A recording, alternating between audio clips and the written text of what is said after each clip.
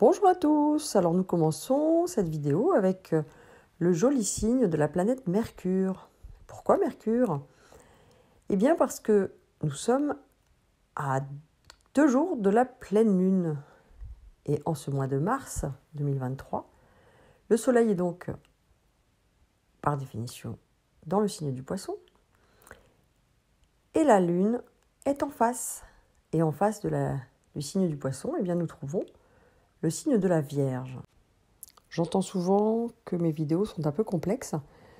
Je comprends, j'ai mis beaucoup de temps à m'habituer à tout ce langage astrologique. Et bien, à force, vous entendrez toujours les mêmes choses et ça finira par rentrer. Nous travaillons en effet sur l'axe Poisson-Vierge. Et vous voyez, sur mon joli tableau, nous avons bien le signe du Poisson, c'est celui-ci, avec en planète maîtresse Neptune. Et en face, nous avons le signe de la Vierge avec sa planète maîtresse Mercure. Pour ceux qui se souviennent, Mercure est bien une planète maîtresse de 2 signes. Le Gémeaux, en bas, et puis la Vierge, à droite. Pourquoi? Parce que Mercure est le messager des dieux. En Gémeaux, il est appelé Mercure émissif. Il est tourné vers l'extérieur et c'est donc la fonction psychique de la communication, de la sociabilité, des échanges, des petits apprentissages. Alors que dans la Vierge, on appelle Mercure réceptif, il est intériorisé et il développe la fonction psychique intelligence, analyse logique, analyse rationnelle, le côté cartésien, efficace de la Vierge. Et si je reviens à cette pleine lune qui nous intéresse finalement en ce moment, eh bien nous avons un soleil en Poisson. Et je vous le rappelle, le soleil, c'est la conscience, c'est l'identité.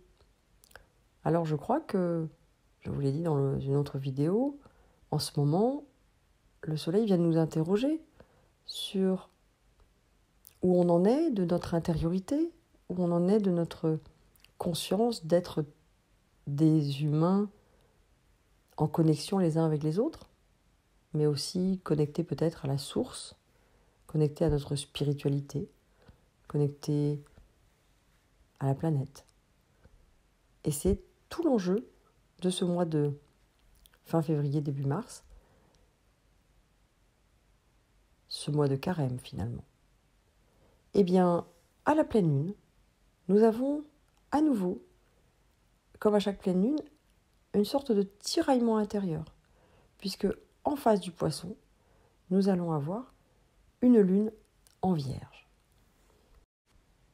Et la lune, je vous le rappelle, elle nous parle de notre intériorité là aussi, mais pas de notre intériorité spirituelle. Elle nous parle de nos besoins d'enfants, notre intériorité plus féminine, notre féminin sacré, notre lien à notre mère, à nos besoins, à notre enfant intérieur, à nos besoins émotionnels et affectifs. Et pour vous expliquer ce que veut dire avoir en ce moment une lune en Vierge, eh bien je vais commencer par vous expliquer ce qu'est l'énergie Vierge. Et je vais m'intéresser tout particulièrement à Mercure. Ce Mercure réceptif qui parle d'intelligence, de cerveau gauche, de cerveau intuitif et logique. Ce cerveau gauche, c'est le cerveau cartésien qui analyse, qui compare, qui juge, qui critique. À l'intérieur d'abord, avant de critiquer à l'extérieur, la Vierge, elle est toujours très exigeante avec elle-même.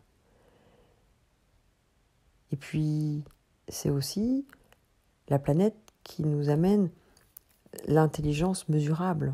Vous savez, celle qu'on utilise, celle qu'on calcule avec le quotient intellectuel. Alors, regardons avec efficacité et attention cette énergie de la Vierge qui est animée par ce Mercure réceptif. Le signe de la Vierge, ça correspond à la période du 21 août au 21 septembre. C'est le dernier mois de l'été. Il y a presque une urgence à récolter, c'est le mois des vendanges. c'est le mois aussi où on ramasse les foins qui ont séché pendant tout l'été. Alors on va récolter le blé, les céréales. Il s'agit maintenant d'être efficace, car il faut des équipes d'ouvriers, de vendangeurs, il faut une certaine logistique, et l'intendance doit être efficace. On vient aussi gagner son argent. Certains d'entre vous ont peut-être participé à ces boulots d'été. Quand on commençait la fac au mois d'octobre à l'époque, eh bien, en septembre, on pouvait aller ramasser les vignes, les vendanges, ou ramasser le blé. On était bien content d'avoir un petit salaire. Eh bien, l'énergie de la Vierge, c'est tout ça. C'est à la fois le travail, la logistique, la comptabilité, le salaire. C'est bien une période de charge mentale importante. Et si on en revient à une vie plus récente, puisque maintenant la fac et toutes les écoles commencent début septembre, eh bien, comme les écoliers, les collégiens, les lycéens, on va préparer sa rentrée avec l'énergie de la Vierge. On va préparer son cartable. Et comme un bon ouvrier, on va le préparer en ayant tous ses outils. Les fournitures scolaires. On commence pour certains enfants à faire un petit peu de devoirs de vacances pour remettre son cerveau en route après la période estivale. Et donc on anticipe.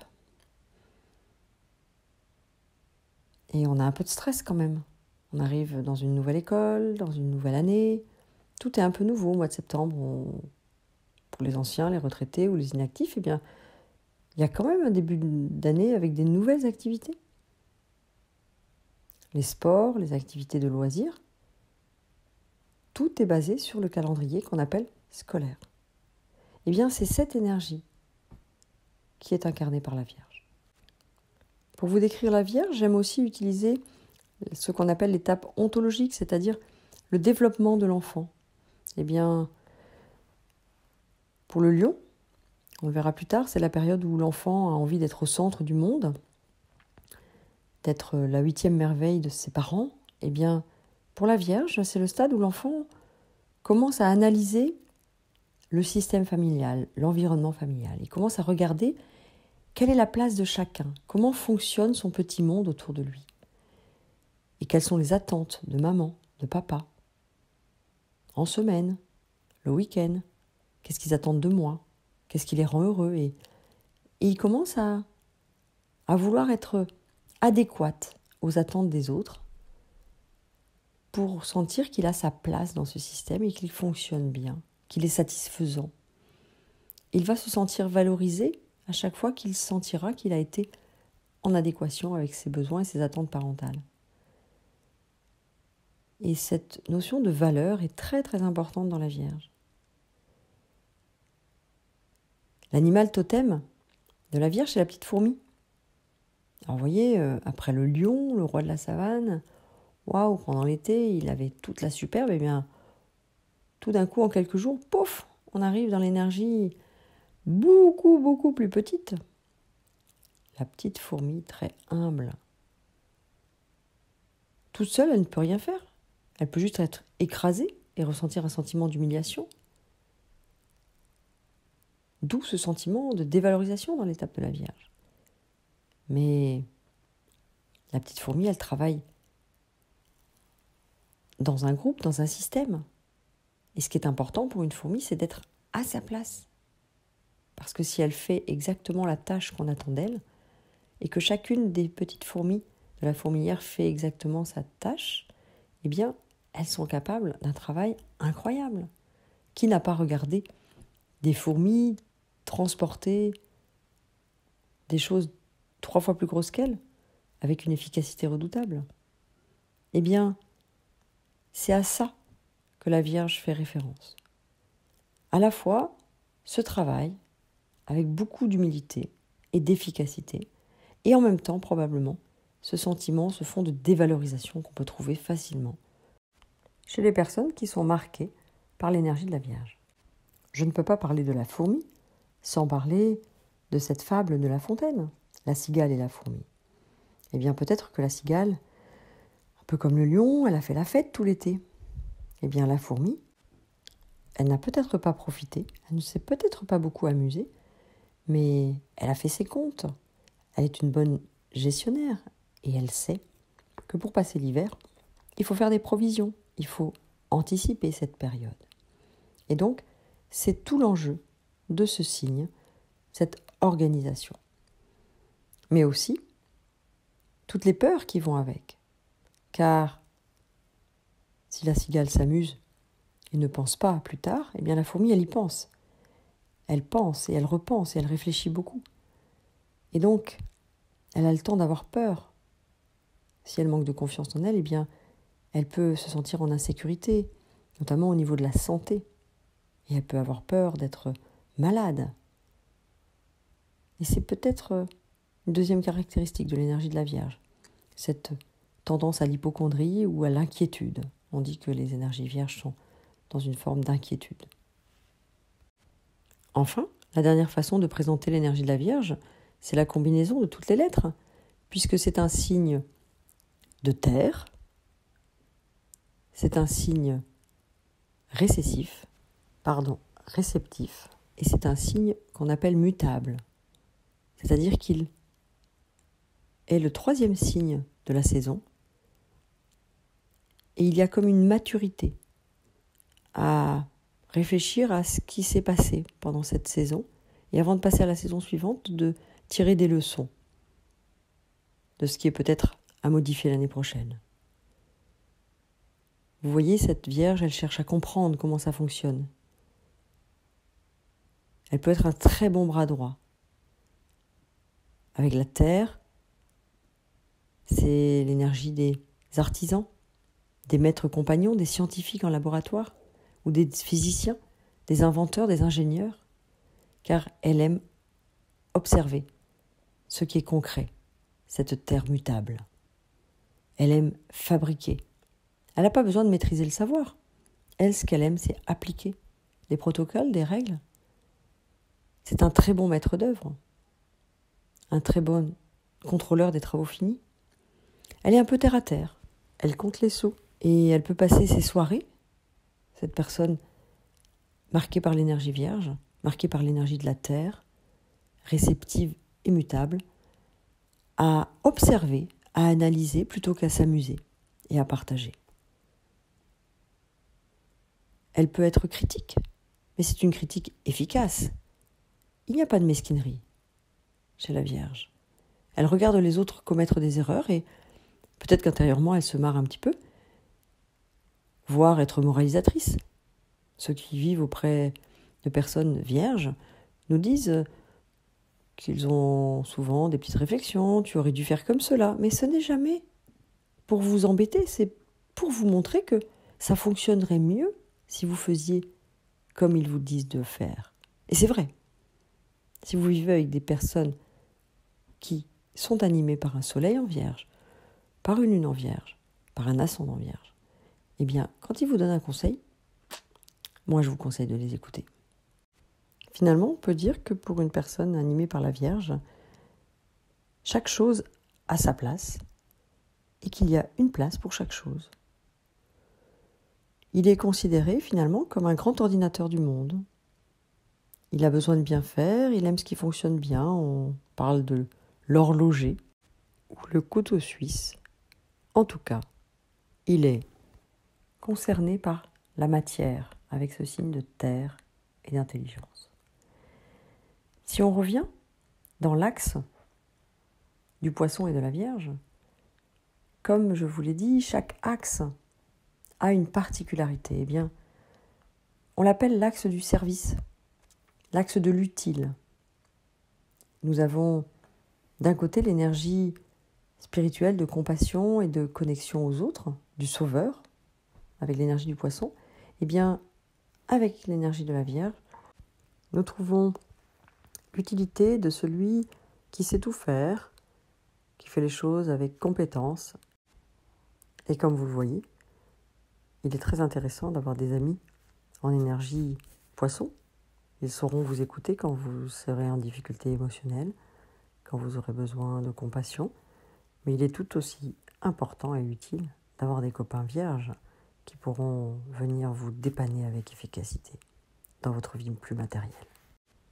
La spiritualité, dans l'énergie vierge, peut s'apparenter à ces vies monastiques, rythmées par des prières et une pratique d'un travail très humble au sein d'une communauté. Et si dans les énergies du poisson, nous pouvions trouver une tendance à la dépression, à la souffrance psychique, eh bien, avec l'énergie de la Vierge, on pourrait trouver des troubles obsessionnels compulsifs. Et avec les énergies plus denses de la Vierge, dans la Lune ou le karma, eh bien, on pourrait trouver, pourquoi pas, une forme de tyrannie, d'exigence à la Tati Daniel, puisqu'il faut que tout soit parfait. N'oublions pas que quelqu'un qui a une énergie vierge trouve sa tranquillité d'esprit quand tout est bien ordonné et à sa place. Ça fait un peu obsessionnel. Une fois de plus, comme toutes les énergies, c'est une belle énergie dont on a besoin.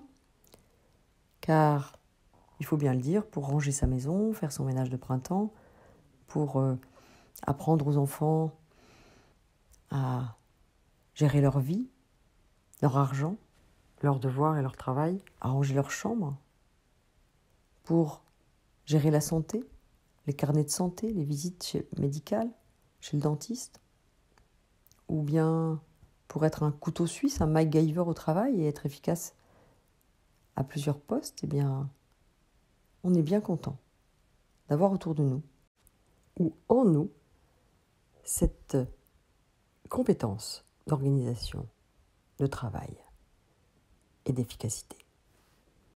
Alors, si nous revenons à cette pleine lune dans 2 jours, le 7 mars, l'univers va nous inviter à venir explorer ou faire le grand écart sur cet axe de l'utile, sur cet axe entre le cerveau droit et le cerveau gauche.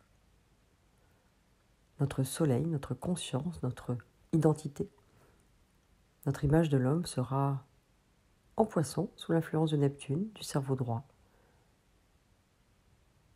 Une invitation à être dans notre intériorité, en connexion avec le monde et dans notre spiritualité. Alors je vous l'accorde, pour un pôle masculin, c'est quand même très intuitif, presque plein d'émotions et de sensibilité. On peut imaginer qu'on soit dans une famille avec un père très sensible, tourné vers les autres, peut-être très spirituel. Et pendant ce temps-là, eh bien notre mère intérieure, notre pôle féminin, maternant, que représente la Lune, eh bien est en train de nous demander si on est prêt pour la rentrée, ou si on a bien lavé nos dents, si on a bien pris soin de notre santé, si on a bien mangé, si notre alimentation est correcte et saine. Car je crois que c'est vraiment en cela qu'on peut rapprocher le côté maternel et l'énergie de la Vierge. On est d'accord, une lune en Vierge, par exemple, c'est pas très affectueux. Quand on a une lune en Vierge, on a vu une maman très efficace, très concentrée, très concernée par notre santé, par notre travail, par la façon dont on fonctionne à la maison. Est-ce qu'on participe aux tâches ménagères? Est-ce qu'on est gentil, serviable et efficace? Eh bien, je crois que c'est là-dessus que cette lune en Vierge, en ce moment, vient interroger le monde et vient nous interroger. Où est-ce que j'en suis, finalement, de mon hygiène de vie? Est-ce que j'ai une vie saine? Est-ce que mon organisation est correcte dans mon travail, dans mes finances, dans mon fonctionnement de couple, de famille? Certains vont sûrement se dire que ce papa a l'air beaucoup plus sympa que cette maman, efficace et un peu exigeante. Mais moi, je l'aime bien. Je l'aime bien et j'ai un karma en maison 6, donc c'est une énergie que je connais bien. Et je suis ravie d'être organisée et d'avoir pu transmettre à mes enfants cette organisation, cette hygiène de vie, cette conscience de l'importance de prendre soin de ce corps et d'avoir une vie bien organisée, presque réglée quelquefois. Alors je vous souhaite de trouver cet équilibre entre ce cerveau droit et ce cerveau gauche, entre spiritualité et matérialité, entre connexion et organisation. Comme toutes les pleines lunes, cette pleine lune va venir mettre en tension notre masculin et notre féminin, à l'image de ce couple parental que nous avons pu vivre dans notre enfance. Eh bien, ces tensions, elles sont des moteurs d'évolution, car elles nous mettent en déséquilibre. Et elles nous invitent à trouver justement ce point d'équilibre entre ces deux énergies du poisson et de la Vierge. Cette réconciliation intérieure entre notre masculin et notre féminin. Alors je vous souhaite à tous une bonne réunion, une bonne rencontre de votre couple intérieur, que votre féminin organisé, sécurisé, puisse se mettre au service de l'ouverture de cœur de votre masculin. Bonne pleine lune et à bientôt.